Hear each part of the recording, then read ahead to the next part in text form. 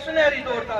आपने रियासती अवाम के मफादात को बिलमूम और पुंछ की अवाम चाहे। रियासत में हजारों प्राइमरी स्कूल खुलवाए, मीडिया के रियासती अवाम को यरगमाल बनाकर अवामी जज्बात के साथ खिलवाड़ किया गया। तिरंगा के साथ साथ जम्मू कश्मीर का झंडा हमारी इज्जत, आन बान और हमारी शान है। आलीजा भारतीय सरकार ने जुल्म की तमाम हदूद को पार किया और बुखलाहट का अंदाजा ज्यादा हुआ। आपकी फिक्र अंगेज क़यादत ने सरहदों को टोपों को खामोश किया और अवाम दोस्त पॉलिसी और आपको नवाज सलीकों से लोगों के दिल जीते किए। मिलिटेंसी का खात्मा हुआ, दूर दराज सरहदी तकमीर मिली। अब लोग राहत की सांस ले लेते, लेकिन तारीख के बदतरीन दिन आते ही कलेजा मुंह को आता है। आलीजा ये बात अजहर हम 100 बार कर चुका है, तू इम्तहा हमारा। आलीजा मौजूदा हदबंदी कमीशन ने जम्मू कश्मीर का जिग्राफिया ही बिगाड़ कर रख दिया। सिर्फ एक जमात को फायदा देने के लिए तमाम लवाजमात को बराए ताक रखा गया। मनमानी तरीके से कमीशन से सीना हसद नफाक और फिरका परस्ती की सियासत से जम्मू कश्मीर में एक खौफ का माहौल पैदा किया। अवाम अपने घर में खुद को गैर महफूज समझते हैं। आलीजा इनामबाना की आदत पर पूरा भरोसा है। नेशनल कॉन्फ्रेंस तंजीम ने 5 अगस्त 2019 के फैसले को जो गैर इखलाकी गैर आईनी तौर पर ला किया था, honourable supreme court of India में चैलेंज किया गया। नेशनल कॉन्फ्रेंस के ऑनरेबल के मजाज में नहीं, हम पूछिए अवाम आपके साथ सीधा दीवार की तरह खड़े हैं। आपकी क्यादत में हमें दिन 50,000 वाकफ कहाँ जमाना हमारी उड़ान से और से बहार किए आसमान से कायदे कारवा अब्दुल्ला साहब उनके साथ आए हुए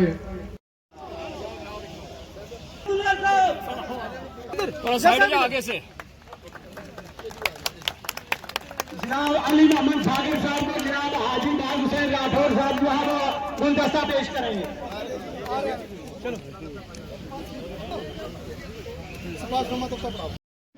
आपकी कश्मीर की रोड की बात करूं, उसमें खास करके रोल मियां अल्ताफ साहब का रोल है कि जो फॉरेस्ट की क्लियरेंस इन्होंने 2012-13 में लोरन से जो रोड जा रही है वहां पे, उसके लिए मैं आपको मुबारकबाद दूंगा और साथ साथ उनके लोगों को ये बताऊंगा कि हमने यहाँ से जो बोर्ड की मीटिंग्स में यहाँ पे भेजा हुआ है, 3 बड़े प्रोजेक्ट जो है हमारे वो नए यहाँ पे शुरू होने वाले हैं, जिसमें पुंछ में खास करके आपकी कनक की इस टाइम कटाई है वो भी चल रही है। आप यहाँ पे हैं, मैं आपका शुक्रगुजार हूँ और आखिर में फिर से उमर साहब का और उनके साथ आई हुई सारी टीम का शुक्रगुजार हूँ। और मैं यही उम्मीद करूंगा आगे भी आप इंशाल्लाह इसी तरीके से आएंगे। एक नारा लगाऊंगा, उसका आपने जवाब देना है ताकि सबको ये पता चले कि यहाँ पे आज नेशनल कॉन्फ्रेंस का जलसा है। Jammu Kashmir national conference. आवाज नहीं आई अभी तो यहाँ के उसके उस जिले में है जिसका सबसे ज्यादा 1947 की जो तकसीम हुई, तो उसका अगर सबसे ज्यादा इस रियासत में कहीं असर हुआ वो पुंछ और तो उसके गोले इस पुंछ के शहर पे भी पड़ते थे। अब अल्लाह ताला का फजल है कि ये जो 2 बड़े मुल्क हैं इन्होंने सीज फायर का ऐलान किया और यहाँ पे बॉर्डरों पे जो सीज फायर हुआ तो कई सालों के बाद यहाँ के लोगों ने राहत महसूस की। शेर कश्मीर का, उनकी जमात का, डॉक्टर फारूक साहब का, उमर साहब का, इनका भी हमेशा यही कहना था कि इन बॉर्डरों पे अमन होना चाहिए, यहाँ पे सीज फायर होना चाहिए, यहाँ पे रास्ते खुलने चाहिए,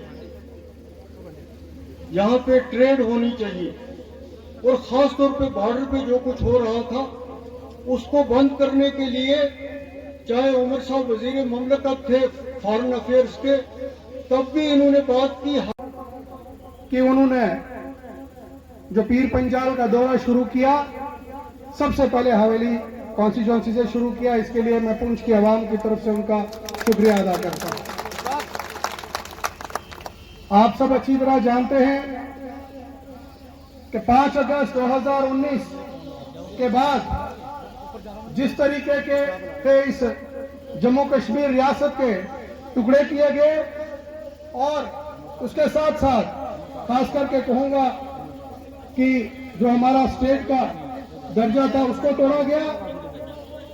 हमारा 370 और 35A जो हमारी शिनाख्त थी उसको खत्म किया गया और पूरी दुनिया में ये ढोल बजाया गया कि आज जम्मू कश्मीर बहुत खुशहाल है। लेकिन अगर जमीनी हकायत की बात करूं तो आज जम्मू कश्मीर का हर शख्स, वो बुजुर्ग है, नौजवान है या स्टूडेंट है या किसी भी तबके से ताल्लुक रखता है या मुलाजिम है, वो बहुत परेशान है। आज जो स्कीमें जनाब उमर अब्दुल्ला साहब ने इस रियासत में और पुंछ में खास करके इंप्लीमेंट की, मैं उमर साहब आपके नोटिस में लाना चाहता हूं कि 2014 के बाद पुंछ के अंदर कोई तरक्की का काम नहीं हुआ और तमाम वो बिल्डिंगें, जो ऑफिसेज, सड़कें, जो स्कीमें जो आपने शुरू की थी अभी तक उनको जो है कंप्लीट नहीं कर सके। अगर आज भी उस शेर कश्मीर जो आपने मिनी सेक्रेटरीट का काम शुरू किया था, अगर आज भी आप वहां चले जाएं तो आप देखेंगे कि वो आज भी बिल्डिंग कंप्लीट नहीं हुई है। आप 2014 के फ्लड में यहां पे आए, उमर साहब खास करके आपके नोटिस में लाऊंगा, भेजे थे वो बने, अप्रोच रोड बनी, ये जो बांध बनी और उसके बाद 2014 और 2022 द्रुंगली का पुल यहां पे ये ठीक नहीं कर पाए। कितने गवर्नर यहां से गए, कितने मिनिस्टर यहां से गए, कितने एडवाइजर यहां से गए, कितने बड़े बड़े आला अफसर यहां पे गए, लेकिन वो द्रुंगली के पुल के एक पावा ऊपर नहीं कर सके। आज भी वहां पे जब ये लोग वहां से आए 1.5 घंटा वहां जाम लग गया, जिसकी वजह से आपको भी यहां लेट आना पड़ा, क्योंकि सिंगल पुल है। वो भी शुक्र करो कि हमारी आर्मी ने तब लगाया और वो भी आपकी चिट्ठी के ऊपर वो पुल लगा है, उस पुल को आज तक ये नहीं लगा सका। उसके साथ साथ मैं यहां बात करूंगा, वो एमजी की स्कीम हो, वो पीएमआई की स्कीम हो या कोई भी स्कीम हो, आज कहीं भी गांव में लोगों के अकाउंटों में पैसा नहीं जा रहा है। क्या मैं सच कह रहा हूं या झूठ? हाथ उठा के बताइए। किसी के अकाउंट में पैसा नहीं जा रहा है। और हैरानगी मुझे एक हुई, मैं अपने में हंसता भी हूं कभी कभी सोच के कि एक मीटिंग जो पूरी रियासती लेवल पे प्राइम मिनिस्टर लेवल से मीटिंग कही गई और उसमें ऐलान हुए कि जनाब पीएमवाई जो लोगों के मकान बनाने के लिए 60,000 लोगों को जो है वो दिए जाएंगे। फिर गवर्नर साहब ने अपनी मीटिंग ली, सारे डिस्ट्रिक्ट जो है हमारे रियासत के उनको कहा गया कि जनाब पीएमआई के आपको 60,000 आए हैं, आप खुश हो जाइए। लेकिन इस तरह से मैं कहूंगा कि पूरे के पूरे डिस्ट्रिक्ट पुंछ से हर आदमी से कमीशन ले ली है, लेकिन पैसा अभी तक उनके अकाउंटों में नहीं आया है। एक ऐसा निजाम कायम किया गया है जिससे लोगों को दूर किया जा रहा है। नेशनल कॉन्फ्रेंस की एक तहरीक है, एक शनाख्त है, एक आइडियोलॉजी है, एक लीडरशिप है, एक एजेंडा है जिसके तहत वो काम कर रहे हैं 1931 से लेकर आज तक। हमें कोई गलत बात नहीं कही है, हमने तशद्दुद का विरोध किया हमेशा। तशद्दुद के हक में नहीं है, चाहे वो इधर से हो या उधर से। कोई बेगुनाह नहीं मरना चाहिए, किसी का बाप नहीं मरना चाहिए, कोई आर्मी जवान नहीं मरना चाहिए, पुलिस का जवान नहीं मरना चाहिए। हमारी ये कोशिश है। और डॉक्टर साहब ने डीजी भर्ती की, यहाँ शिकायत थी लोगों की, रोजगार नहीं मिलता है, लोग नौजवान बेकार है। हर डिस्ट्रिक्ट सरकार पर हमने डीजी भर्ती की जिसमें 400, 500, 600 नौजवान लगाए गए और इनको रोजगार मिला, उनको तनख्वाहें मिली, उनके घर बसे और उनकी दुआएं मिली और वो खुश हुए। आज पिछली गवर्नमेंट ने उसके बाद ऐसा कोई इकदाम नहीं उठाया, जो सिर्फ कहते हैं कि बेरोजगारी दूर करनी है। लेकिन कैसे करनी है? डॉक्टर साहब ने 1996 में से लेकर 2002 तक मैं पीडब्ल्यूडी मिनिस्टर था, होम में भी रहा था, 1,75,000 लोगों को नौकरी दे दी। 1,75,000 लोगों को। सिर्फ पुलिस में 55,000 लोग लगाए, आंगनवाड़ी कोई 25,000 लगाए, 20,000 टीचर लगाए, क्लास 4 लगाए। लिहाजा तो आज पूछ के लोग कहते हैं कि हमें वही माहौल देखना चाहिए जब नेशनल गवर्नमेंट इक़्तिदार में थी। इंशाल्लाह रहमान जो लगता है जिस तरह उमर साहब हर जगह जाते हैं, फारूक साहब हर जगह जाते हैं, मैं आपको यकीन दिलाता हूं कि पुंछ की आवाम और पुंछ का एक एक बच्चा आपके पीछे इस दीवार की तरह खड़ा है। आप अपने आप को अकेला मत समझे।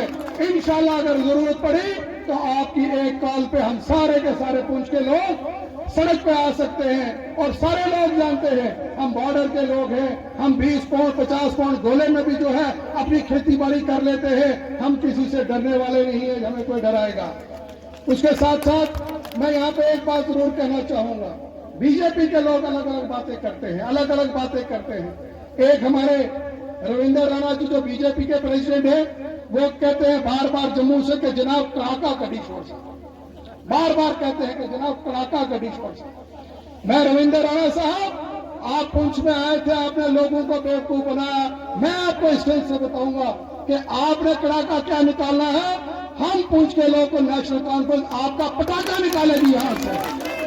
आपको पता चलेगा जब आपका यहां से पटाखा निकाल के हम भेजेंगे तो फिर हम यहां पे कहेंगे कि जनाब थोड़ी देर ठहर जाओ। ये कह रहे हैं हम इलेक्शन करवा रहे हैं, ये इलेक्शन तो कराएं, कड़ाका तो निकला नहीं, पटाखा जरूर बीजेपी का यहां से निकल के जाएगा, बीजेपी को पता लगेगा।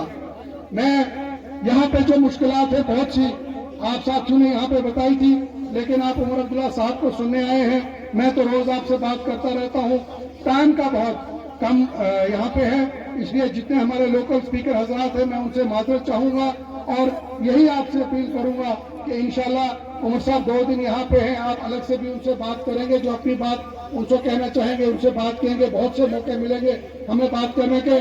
फिर से कहूंगा कि जब उमर साहब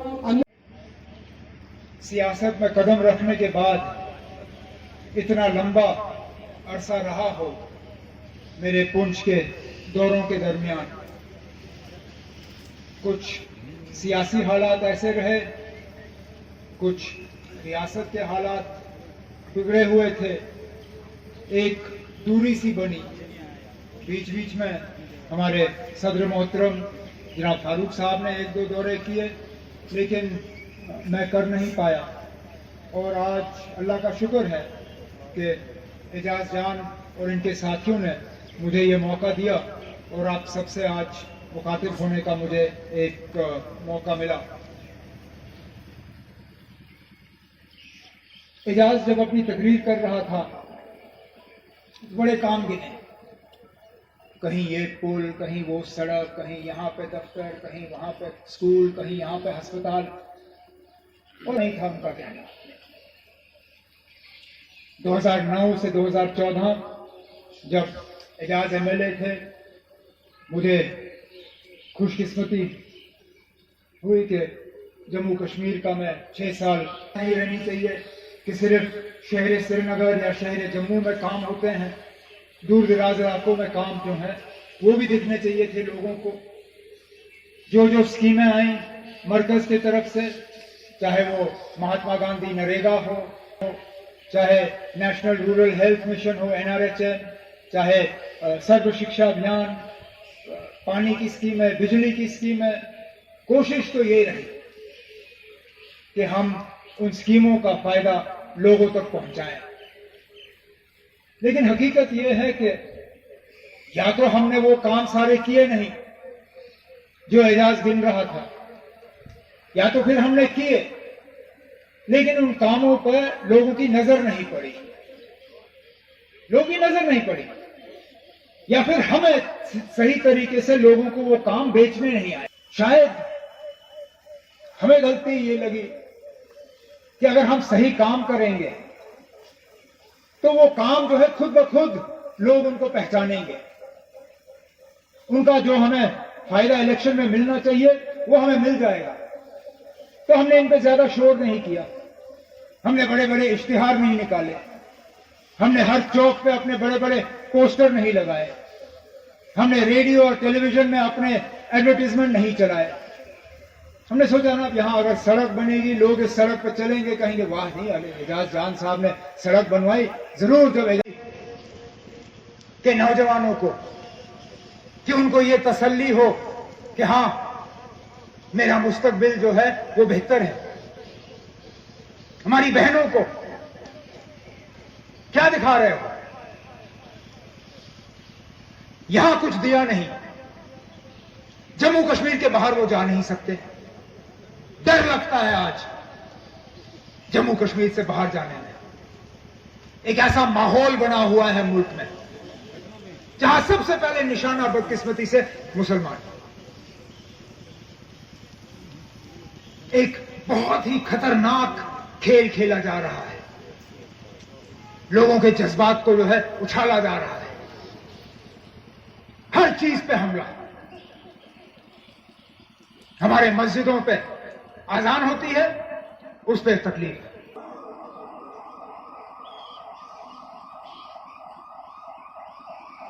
सही कहा किसी ने कि हिंदुस्तान को बदलाने की कोशिश की जा रही है। जिस हिंदुस्तान में यह कहा जाता था कि हर मजहब को बराबर के नजरिए से देखा जाएगा, किसी मजहब में फर्क नहीं होगा, उस हिंदुस्तान को तहस नहस किया जा रहा है।